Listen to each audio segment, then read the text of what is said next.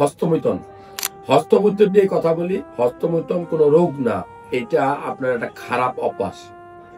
হস্তমৈথুন কখনো রোগ হতে পারে না, এটা খারাপ অভ্যাস। এটা আপনি বন্ধু বান্ধবের পালায় পড়ে টিকটক ভিডিও দেখে, রিলস ভিডিও দেখে, খারাপ ভিডিও দেখে দেখে আপনি এটা শিখছেন। এটা থেকে বাঁচার কোনো উপায় নাই। বাঁচতে হলে আল্লাহকে স্মরণ করুন, নামাজ পড়ুন, দোয়া দরুদ পড়ুন। নামাজ, একমাত্র নামাজই পারে এই হস্তমৈথুন থেকে আপনাকে দূরে রাখতে। খারাপ ভিডিও দেখা যাবে না, ভালো ভিডিও দেখবেন, খেলাধুলা করবেন, মনোযোগটা অন্যদিকে ডাইভার্ট করবেন, আল্লাহর কাছে মাপ চাবেন। মনে রাখবেন, হস্তমৈথুন এমন একটা কাজ যেটা মরার পরে আল্লাহর কাছে জবাবদিহি করতে হবে। আল্লাহ নিজেই এটার জবাব নিবে। কারণ আল্লাহ তাআলা আপনাকে টাকা দিছে, সামর্থ্য দিছে, আপনি ফোন কিনছেন, এমবি কিনছেন, আপনি যা খুশি তা করতে পারেন। মনে রাখবেন, ইসলাম ধর্মে, আমাদের ধর্মে, অনেক ধর্মে কিন্তু হস্তমৈথুন নিষেধ।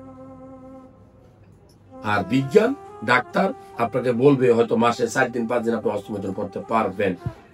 কিন্তু আমি বলবো, খারাপ কাজ একদিন করলে পরে এটা আপনার করতে ইচ্ছা করবে না, কারণে